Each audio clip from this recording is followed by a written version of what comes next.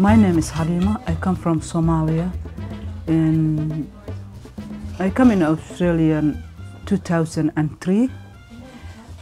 And from that day, my dream was to do something for the community.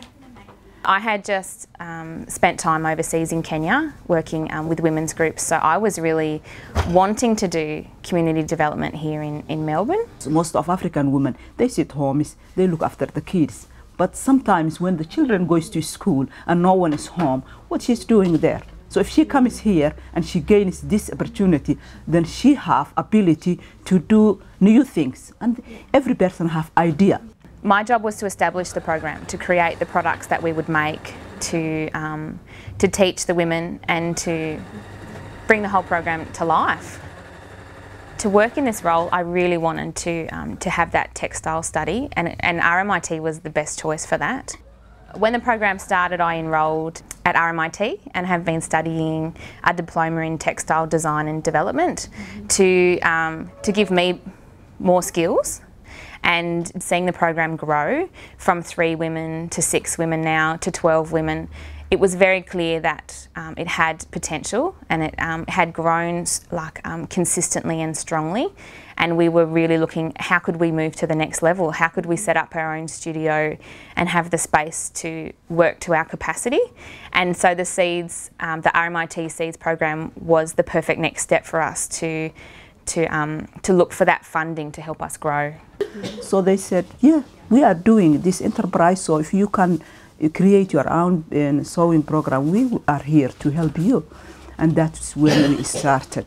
We decided to teach these ladies perfectly, and that's when Erica became instructor, and she have very good about the knowing the quality of the clothes, and she give us hope to know more items that we can create out of the used clothes.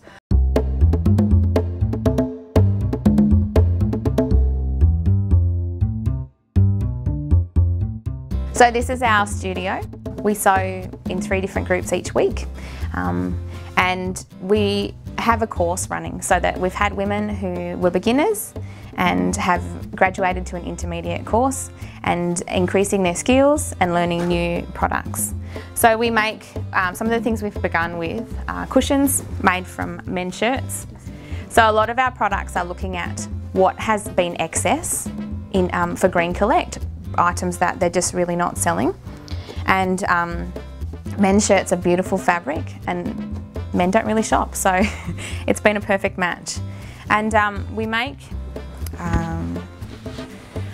bags, which we began with making them from pillowcases and adding the men's ties. Again, because we had so many men's ties, I asked at the warehouse for them to set some aside for me, and I ended up with about 500, so we certainly aren't going to run out.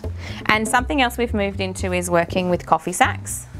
So we're collecting coffee sacks from some of the local roasteries that these would otherwise end up in landfill, and we're remaking them and upcycling them into things such as book bags. So, we're making cushions with them. We're wanting to look at even making new products, shopping bags and bean bags and things like that.